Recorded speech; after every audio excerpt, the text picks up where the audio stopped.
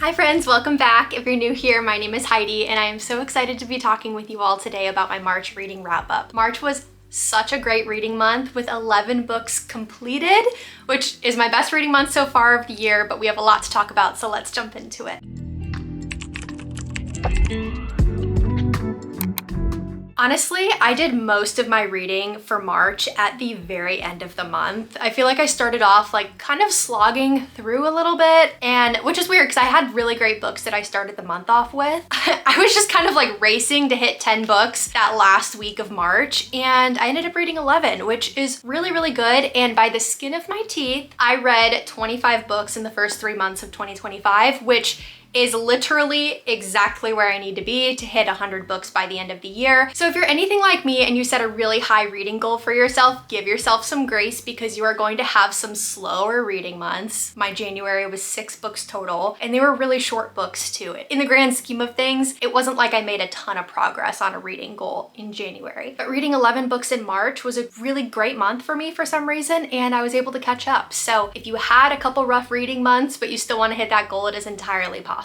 Not only was March a really great reading month when it comes to the amount of books that I read, but it also, when it comes to my ratings. I had an average of a 4.45 rating for the month of March, which is really good. I have a pretty strict criteria of how I rate my books, but I feel like in March I was just really picky about what I wanted to read, and I only wanted to read books that I felt like were going to be good because I knew I had a lot of catching up to do in order to hit my reading goal. So 4.45 I feel like is pretty good. Also, if you haven't figured it out yet, I don't do spoilers in my videos, so I will do my best to portray the plot like the book says in its little blurb, nothing more, but then I'll tell you how I feel about it, my emotions, and just kind of the overall vibe. No plot, just vibes. That's how I like to give my reviews, because I want you to experience the shock and awe that I experience when I read these books. I started off the month of March reading First Time Caller by B.K. Borison. This was my Fable book club's pick for the month, and I think we all enjoyed it. I think the average rating was actually around a 3, which is fine. I gave it a 5-star. It gave me everything that I wanted out of a romance, specifically a romance based off of a movie. I have not actually watched Sleepless in Seattle, but I do love movies like When Harry Met Sally, and so that's probably why I enjoyed this book. I wanted to read this and then go watch the movie. I still haven't yet. First Time Caller is about a single mom whose daughter basically calls her into this like love show, like it's a radio show, and basically is trying to help her mom find true love. So her mom basically agrees to go on this radio show and talk to people and maybe go on dates with some people, but she strikes up a friendship. There's some sparks with Aiden. He runs the radio show. Aiden is kind of just, he's over love. Despite running a radio show specifically designed for love, he's kind of just over it. He doesn't think it's meant for him. So obviously kind of a given, but we already kind of know sparks are gonna fly between the two of them. And I really loved it. I feel like I haven't read a romance book that felt like there was pining, and I really felt like there was not Darcy level pining, but pretty close. Like he was really yearning for her and trying to keep his feelings under wraps. And I love that we got both perspectives. Personally, my favorite romance books are the ones where we kind of go back and forth in chapters from her perspective to his perspective. They're just the most immersive romances, and I personally prefer them. This was 5 stars. I can see why some people didn't give it 5 stars, but for me, it gave me everything that I wanted out of just like a sappy, cozy, comfy romance. While I was reading that, I was also doing the audiobook for A Tree Grows in Brooklyn. I specifically chose the audiobook for this just because it's a little bit more of a classic, and I find it easier to listen to classics sometimes than read them necessarily. However, this is one that I was so immersed right off the bat. I almost wish I had gotten the book instead. I loved this. 5 stars. It felt reminiscent a little bit of Little House on the Prairie. It wasn't set on the prairie. It's set in the early 1900s in Brooklyn, so obviously very different. Also a little bit more geared towards adults, while Little House on the Prairie is for kids, but there was still a lot of nostalgia there. And also just the story of coming of age and what it means to be a family unit in like early America. Specifically for this family, we focus on a lot of matriarchy. There's the grandmother and her 3 daughters, I believe, and then their children. Ironically, none of these women really have a great track record of keeping men in their life, so their family unit of women is all the stronger for it. I loved this story. I felt like it was adventurous and nostalgic and very sweet and tender at a lot of points, but it also handled some pretty heavy topics. But it is early America, New York feel, and I loved that. I just really enjoyed watching the progress of the family, watching them grow, watching them struggle together, watch them get angry at each other, which is very normal. But then when it came down to it, when they needed each other, they were there for each other. And I loved that. The story itself was so beautiful, very beautifully written, and just a lot of fun scenes on top of a lot of intense scenes. But I felt like there was a really good balance of feeling like you weren't just getting trauma dumped on, if that makes sense. The next book I read was Malibu Rising by Taylor Jenkins Reid. I gave this a 4.25. I really enjoyed this. If you're not familiar with Taylor Jenkins Reid or the Readverse, I wasn't. Apparently, several of her books connect. So Malibu Rising is also connected to Daisy Jones and the Six, Carrie, Soto is Back, and The Seven Husbands of Evelyn Hugo. This is the fourth book in that universe that I've read, and I'm really glad that I read it in this order because I think there were a lot of Easter eggs tying it to the other books that I would not have picked up on if I hadn't read those other books first. This was actually one of my favorites. I liked this better than Evelyn Hugo, shockingly. I think there's things that happen in Evelyn Hugo that tie back to this, and it just makes a lot of sense, and I really enjoyed seeing the other side of the story. Daisy Jones and the Six is still my number one, but I 100% enjoyed this better than Carrie, Soto is Back. But it was really interesting just seeing all of those timelines come together, and you get snippets of characters from the other books that you don't see in those books, but they appear here, and you get to experience that. So if you're interested in reading the Readverse, I definitely think you should read this one last. But then the other ones, I don't really think there was a particular order that I would recommend. Malibu Rising basically follows these four children who live in kind of a tumultuous family environment. Dad is kind of in and out of the picture, and the mom is just trying to hang on to any strand of sanity that she can while raising four kids. And so we have dual timeline of going back and forth between the perspectives of the four children today and then also their childhood. And then we also backtrack even further to how their mom met their dad. The biggest topic that we talk about here is for sure family and generational trauma. So I definitely recommend looking into your content warnings if that's something that you're concerned about. But I thought that the narrative on those topics was done extremely well. Overall, I just loved the concept of being a parent is a choice. Just because you have kids does not make you a parent. You are a human being with offspring. If you are not willing to step up and be a parent, just because you have kids doesn't mean you're automatically a parent. You have to step up. You have to make the choice to put them first, especially if you're in a toxic relationship. I don't want to talk too much about the overall plot of this story, but basically modern day, it spans across one whole day where chaos ensues and the family throws their annual big party. But basically everything goes wrong at this party, and all of their family secrets and history is revealed, and the tides are starting to change. And they're realizing if we want to break the generational trauma that has been occurring in this family, we're going to have to start making a lot of changes and a lot of decisions, not soon, but immediately. It was so dramatic, so tense. I felt like I was watching a TV show reading this. I felt like it was a very, very fast read. I also read this for my book club, and a couple of them did the audiobook, and they said the audiobook was done really well. So if you prefer that, I've heard good things, but reading it, I literally could not put this book down. Speaking of drama, the next book that I read was The Favorites by Lane Fargo. I loved this book so much, guys.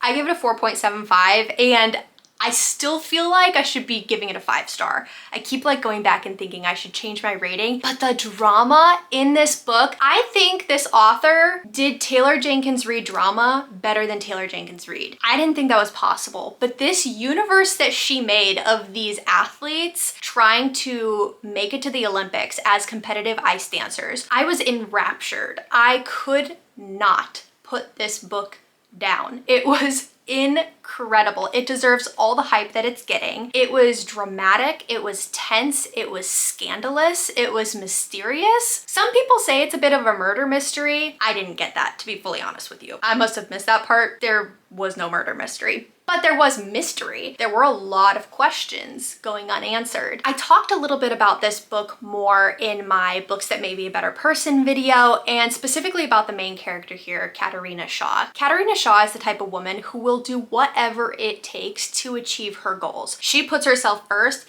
in every situation. For most of the book, it made her extremely unlikable, but for some reason you also couldn't help but cheer her on. I think if you liked Carrie Soto, you will really, really resonate with Katerina Shaw. She's more intense, she's scary, she's manipulative, and she's very self-centered. But wow, is she an incredible athlete, and she achieves her dreams. And I really admired that about her. Not a lot of people will throw caution to the wind and do whatever it takes to achieve their dreams. Not only that, but not a lot of people even know what their dream is. Not Katerina Shaw. She knew exactly what she wanted, how she was going to get it, and exactly when. Now, life gets in the way, other people get in the way, and there's some scandal. I'm just gonna say that. But if you want a page turner of a book that you literally cannot put down and probably will finish in a sitting, The Favorites was truly one of the best books I have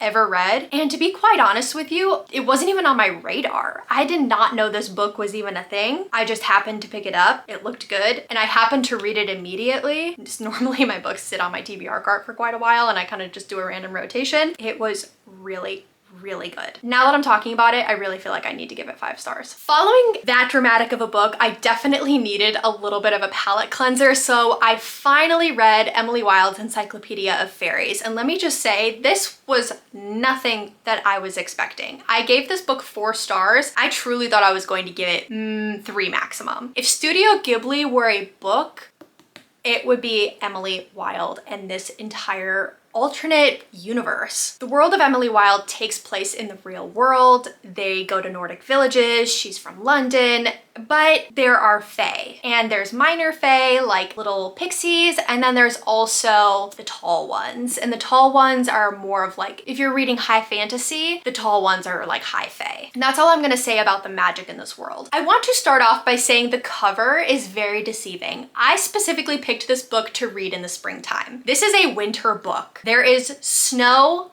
everywhere. They are in a Nordic village in the middle of the ocean. I don't understand how I got the impression that this was a spring book, but if you're like me and you like to read your books based off of the season that you're in, save this one for November to December minimum, maybe January if it's snowy where you are in January. I'm in Texas, it's not here. But this is definitely not a spring book. It starts off in October, which also, it's written like a journal entry. So if I had just opened up page 1, I would have realized this is a fall to winter book, but whatever, moving on. I thought this was creepier than I expected. If you've read A Study in Drowning, you'll probably understand what I'm saying by this. Not only was it whimsical and like cute, but it was also kind of creepy. There were some creepy things happening, a little bit disturbing, and I really enjoyed the fact that the author kept true to the fact that fae are known for being mischievous, they are known for being creepy, they are known for being destructive, and a little bit paranormal. If somebody started to act like they were possessed, sometimes they would say it was the fae, or maybe it was a changeling. And I appreciated that the fairies in this particular book were not cute. They were not sweet. They didn't have the best intentions. There is one sprite in this book that I loved and I wish we got more of, and the book ended and I was like,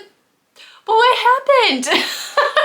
And maybe this is a 3-book series, so maybe they come back. But anyways, the banter in here is so good. Not often do we get a girl who is grumpy and the guy who is sunshine, but in this situation, it's a reverse grumpy sunshine trope, and I thought that was adorable. People are right when they say there is near to no romance in this book, and if you know what to look for, you'll definitely see some Mr. Darcy level pining and yearning and longing in this book, and I ate it up. I didn't catch on to it for a while, and then I was like, oh my gosh, it's so cute. Outside of that, I thought the nicknames that the characters had for each other were really cute. I also went into this book thinking that there was going to be no plot. I've heard a lot of book talkers and booktubers say that this book is no plot, just vibes, just a comfort read, a fluffy good time, and a good palate cleanser. There was absolutely, beyond a shadow of a doubt, plot in this book. A lot of books that are just comfort reads and maybe no plot, just vibes can either be really good palate cleansers or they're going to be responsible for putting me into a reading slump because I get so bored and then I just end up DNFing the book. I couldn't even imagine DNFing this book. I had a great time. I do think I was in a good reading mode. There were points where it's very atmospheric and descriptive, so maybe something isn't happening in that moment, but it is still contributing to the feel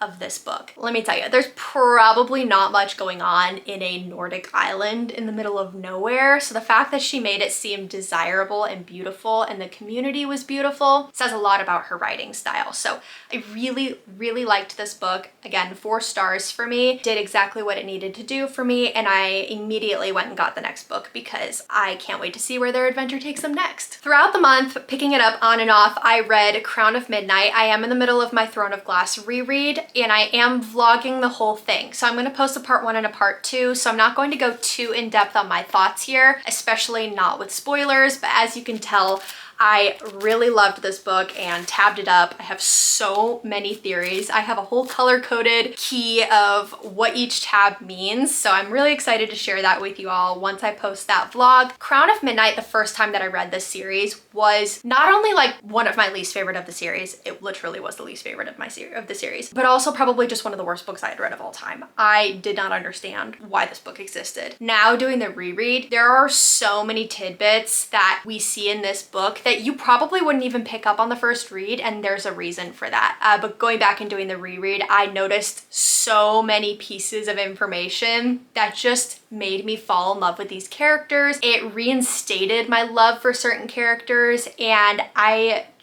I'm proud to say I am a Chaol girl, and it's not even a competition of like Chaol and Dorian. I love them both equally, and I just truly don't understand how people can't. But that's all I'm gonna say about this. I gave this a 4.5 star. It's still not my favorite in the series, but I have a much higher appreciation for it and everything that happened. Doing the reread chronologically has been so fun. I didn't do that the first time that I read this series, and I'm definitely having a much better time doing it the second time around. Okay, so I finished Malibu Rising, and I was like, the only book I have left is Carrie Soto is Back. So I did the audiobook for Carrie Soto because it's done. It had 10 narrators, and I love Daisy Jones and the Six because it was a full cast, and I wanted that experience again. I'm gonna be honest, I did not like Carrie Soto is Back. I gave it a 3.5, which is one of the worst ratings I've given a book in 2025. It's so weird because I loved Katarina Shaw even though she was such a dislikable character. And she and Carrie Soto are so similar, but I just could not get behind Carrie Soto. Not only that, but I think the audiobook was terrible. The main narrator, I don't know if she's a native Spanish speaker, but she didn't sound like it. And it really took me out of the story because I really imagined like Carrie and her father, like that's a huge part of their relationship is they speak in Spanish to each other, and they kind of keep everyone out of the loop, and other characters learn Spanish so that they can kind of get the tidbits of tennis knowledge that they're sharing, and it's just a whole part of the story, but the narrator really took me out of it, and that's not a criticism of the book, but it was my experience of the book, which was unfortunate. If you're somebody who can never decide if you want to do an audiobook or a physical book, I just don't recommend the audiobook for Carrie Soto's Back, to be quite honest with you. Outside of that, I just felt like the whole book was like a lot of yelling and being hard-headed, and I really, really liked her dad in this story and the father-daughter relationship here. I just don't understand why Carrie blamed everything on him, because I never got the feeling that her dad didn't love her, and I feel like it was coming across Carrie thought like she wasn't lovable, but that's not how I like saw the story. So there was just a really big disconnect for me in Carrie. And also Carrie Soto is Back starts after Carrie Soto retires, and I guess I didn't really do a ton of research into that, so that's on me, but we missed the whole beginning of her career where she is setting world records and breaking world records, and she's the best tennis player in the world. We missed that entire part of her career, and they flash through it in just a couple chapters. And then she's like fighting to get her records back, but I don't really care because I didn't get to see her set the records in the first place. And so it was really hard for me to invest in her career. Chronologically, I thought the timeline didn't make a lot of sense. I thought the pacing was off, and I also felt like the romance was extremely extremely unnecessary, and it did nothing to make me like her character more. So unfortunately, that book was a flop. I know a lot of people who really liked it. Maybe it's because I came off of Malibu Rising and I just really liked that one better. I thought that there was a lot of different dynamics going on, and I thought that the pacing and the timeline worked in all three of her other books. But for some reason, the style of Carrie Soto is Back did not hit with me. I do really like that a lot of her books are interview style. We get a little bit of interviewing and flashbacks in Evelyn Hugo. We get documentary and interview style and script style in Daisy Jones and the Six. We got dual timelines in Malibu Rising and kind of interview style in Carrie Soto, but for some reason, it just wasn't what I was looking for. To be quite honest with you, I read Carrie Soto after The Favorites, and one of my Goodreads comments is, I feel like The Favorites did it better. I feel like The Favorites took everything that Carrie Soto is Back didn't achieve and achieved it. So just my personal opinion on those two books, they're very similar in a lot of ways, and maybe that's why I felt strongly about one versus the other instead of just enjoying it for what it was. But sometimes you just don't have a book that hits, and that's okay. Next, I read one of my most anticipated books of 2025, and I cannot believe it took me this long to pick up this book, and it was everything I wanted. Are you ready? Can you guess what it is? Binding 13.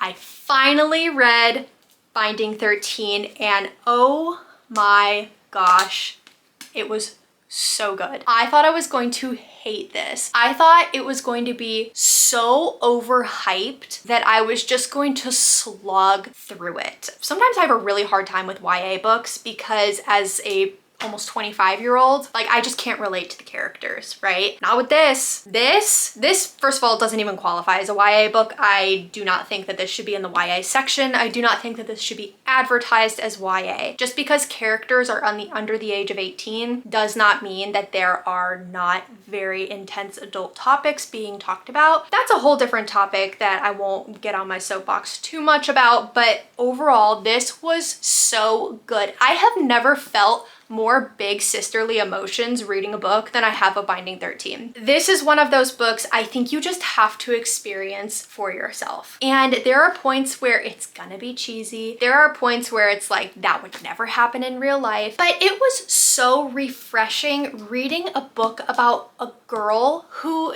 she's not a badass. She's not Aelin Galathynius. She's not Katarina Shaw. And that's okay. That's okay. Not every woman needs to be this powerful, almighty, divine feminine character. Sometimes some women are in situations where they need saving because they can't do it themselves. And Shannon Lynch, our main female character in this book, she's just one of those girls. And I have never wanted to hug somebody, and I wanted to be her friend so bad so that I could bully the bullies. She is so sweet and so lovable and just so innocent and naive, and I just wanted her to know that she is cherished and loved, and oh, you just want to squeeze her.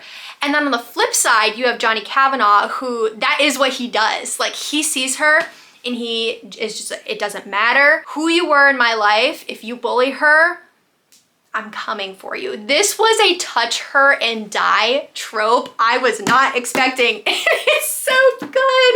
I love it so much. Johnny Kavanaugh is exactly, at least based off of this book, exactly how I want to hear my sons are behaving in school when I have sons one day. I don't have sons right now. But if you're listening, one day when you're down here, that's how you're gonna behave. Raising your son to be a protector, oh my gosh,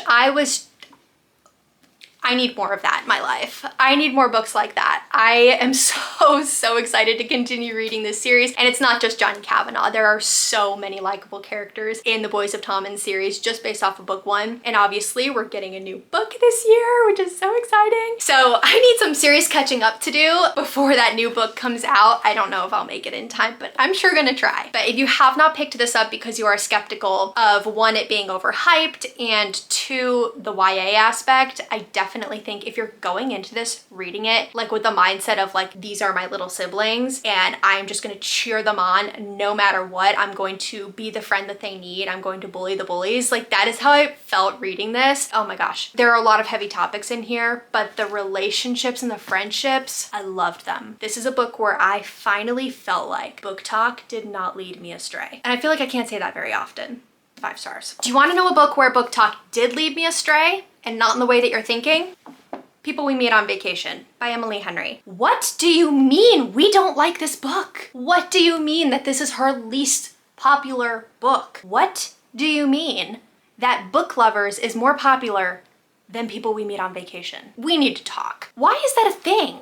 I gave this book 5 stars. I read it in 24 hours. Did not put it down. I was obsessed with this book. Basically about this far in, just a couple chapters, I realized why. It felt like a book rendition of When Harry Met Sally. And it turns out, I was reading kind of the afterword from Emily, and she was saying she didn't start off writing this intending it to be a When Harry Met Sally kind of rendition, but it ended up being that a little bit loosely inspired. A lot like First Time Caller was inspired by Sleepless in Seattle. And so if you've read First Time Caller and you liked that it was inspired by a movie and you have not read People We Meet on Vacation, look no further. This was so flippin' good. Getting myself worked up. I was so surprised by this book. So pleasantly surprised. Anyways, one of the reasons I think I really loved People We Meet on Vacation has to do with the balance of romance versus plot. There is very, very minimal romance in this book. Probably almost less so than any other of her books that I can really think of. And I think that's why I really liked it. I did not think anything was going to top Happy Place for me. And then I read Funny Story. Funny Story immediately became my favorite Emily Henry read. I just read that one. Did not think anything was gonna top it, especially not this book. I'm still on the verge of deciding, but I'm 99% sure that this is my new favorite Emily Henry book, truly. And I'm not trying to be dramatic by saying that. I just think that this book does not get enough hype. And because of that, there are a lot of people who are just choosing to not read this book. And then on the flip side, there are a lot of people who are afraid to say how much they loved this book because the book talk community won't believe them. I don't know. This was a better vacation beach book to bring than beach read. I brought beach read on a beach vacation. This would have been the one to bring. They travel the world. She lives in New York. If that is your vibe and if New York is your setting, look no further. I remember reading Book Lovers and thinking I so wish that that story had been set in New York. We get a tidbit in New York and then it's gone. I'm not somebody who enjoys small town romances, and this was basically the anti-small town romance. She lives in New York. She's trying to escape her small town. She travels the world for her job, and she does it with her best guy friend. And they do it for 12 plus years. And I love a book that follows characters for multiple years upon years. It's why people love A Little Life. It's why I loved A Tree Grows in Brooklyn. I love seeing characters develop and change and grow up and struggle and face the adversity and become better people and find their dreams and achieve them. And I really just resonated with the characters in this story, particularly Poppy. I've resonated with every single Emily Henry book in some way. I think most people have. But Poppy specifically, I just remember reading this and thinking this is the one. This is the Emily Henry book that I feel like is me. Did not expect that to happen. Beyond a shadow of a doubt, this is probably one of my soul books. Is that a thing where you just feel like no matter what, if you had to build a library within your soul and slot in books that match your personality and your character and who you want to be, there are very specific books you would put in there, and it's not even necessarily every book that you enjoyed, but this is one of those books for me. If you are skeptical of reading this book because of old comments that have been made, just remember, this is one of her older books, which means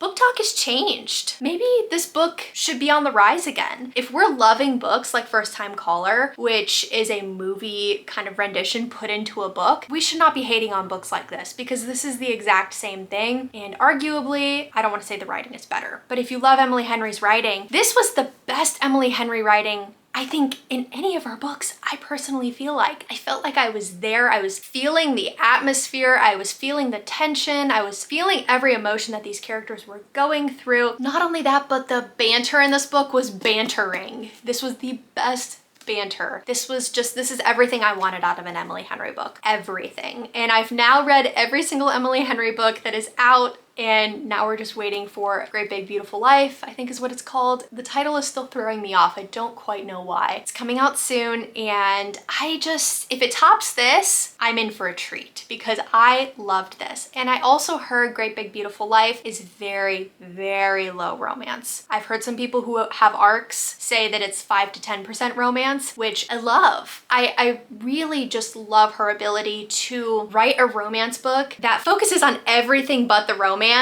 until very pivotal points. She's just a master at that. I cannot say enough good things about this book. The only thing I don't like about this book is the cover. This was the color of my childhood bedroom growing up. Imagine that. The whole bedroom orange. Not any shade of orange, not peachy orange, this color orange. Traffic cone orange with brown trim around the windows. It was like being in a furnace. It's just so nice, like as an adult now having a good experience of something that's orange. 5 stars if I didn't already say it. Next, I read Ward D by Frida McFadden, and this was okay. I just wanted a quick Kindle read, and this is only my second Frida McFadden book. It was fine. I think if I had read it in one sitting, I would have been more surprised by the ending because I wouldn't have had time to really think it through. But I read it over the span of a few days, and by about like 40% of the way in, I had it figured out. And then the ending happened, and I was like, oh, that's exactly what I thought it was gonna be. So I gave this one 3 stars. Again, it probably would have been better if I read it in a sitting. I definitely don't think it was terrible. I've read worse thrillers, but it was weird. It was dark.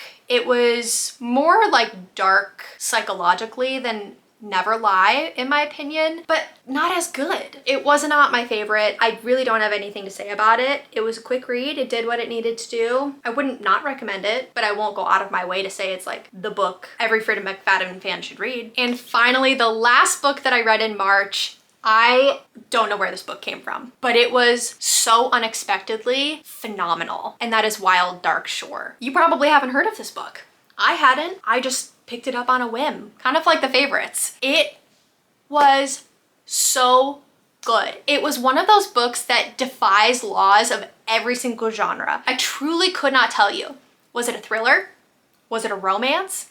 Was it a paranormal story? Was it a climate fiction? Was it a literary fiction? Was it a futuristic dystopian? I have literally no idea, but it was so masterfully done. The writing, like the quotes that you could come up with this book, oh my gosh. I was just like bookmarking every single thing that I could in this story. It's one of those where there's really not too much I can tell you about because you just need to experience it. But basically, the concept of Wilde Dark Shore is there's this family living on this island off of Antarctica. They live in a lighthouse. Creepy, I know, but bear with me because I don't really think it's meant to be creepy, but it's just eerie. They are tasked with managing and maintaining a seed bank. And if you're not familiar with what a seed bank is, apparently this is like an actual thing, but basically scientists from all over the world have gathered seeds of plants, every single plant species you can imagine, even the ones that seem irrelevant, like a clover. I don't really know what a clover is for except for good luck, but they collect seeds for them and they put them in these seed banks just in case a catastrophe happens and we lose all ability to grow plants and food. We have this backup seed bank. And so this family is tasked with guarding this bank. We don't know what year this takes place, definitely in the future. You kind of just get the feeling the world is in tumultuous times. This family has been going through a lot of struggles on the island, which kind of unravel throughout the story. And then one day, this woman washes up on the island. They're like, okay, where did she come from? And she's alive. She's not quite telling them why she's there, how she got there. And they're like, okay, well, clearly we can't trust you, so we're not going to tell you what's going on this island. And there are quite a few mysteries on this island. Outside of that, what I loved about this book was the family dynamic. We have a single dad raising children of various ages, and these children are so interesting. Growing up on a remote island, you're going to have personality quirks and unique outlooks on life and on nature. And these characters were so dynamic, so mysterious. Even the 10-year-old, they have so much mystery and so you just have so many questions about these characters while reading it. I was hooked until the very end, and it ended perfectly. And this is one of those books where like the ending worked, and if you're not gonna pick it apart, it just worked. But if you're gonna pick it apart, it worked so well. Like it just gets better. It's not one of those where you think about it and you're like, maybe it wasn't as good as I thought it was. Like it ends and you're like, that was a good ending. And then you mull it over and you're just like, oh, it was such a good ending. Like it wasn't just an ending. It made so much sense. It was metaphorical. It was hinted at multiple times throughout the book. And then it finally came to be with these characters. I loved it. I can't wait to reread this one already. I wish I were reading this book with a book club because I would love to talk to somebody about this book. This one and the favorites. So if you've read Wilde Dark Shore or the favorites, let me know, because I have got to talk to somebody about these. That was a lot, but those are the 11 books that I read in March. Some really, really good books. Honestly, I have no complaints for any of these books, and I truly can't decide which book was my favorite book that I read this month. It has to be probably Wilde Dark Shore or People We Meet on Vacation, but then again, I feel like there's the favorites. Like there are so many good ones. Definitely a three-way tie between the favorites, Wilde Dark Shore and People We Meet on Vacation, but I'll just have to sit on it and see. I try to always pick a favorite of the month, but this, what a blessing to have a good reading month where it's hard to pick which book was your favorite. And not because they all sucked, but because they were all really good. But thank you so much for listening to me yap. I'm so glad you were here watching this video. My channel is still starting to grow, so if you enjoyed this video, please do like and subscribe. I post every single week, and I will be posting my Throne of Glass reading vlog very soon here, and I'm so excited to kind of hear everybody's thoughts, maybe your theories on Throne of Glass and the Mossverse overall. But if you've read any of the books that I chatted about today, please drop it in the comments below. Try to hide spoilers just in case people haven't read any of these books. I try to keep my videos and my comments spoiler free, but I still definitely want to chat with you all, especially if you've read Wilde Dark Shore. Oh, that book was just crazy. But again, thank you so much for watching, and I hope to see you for my next video. Love ya.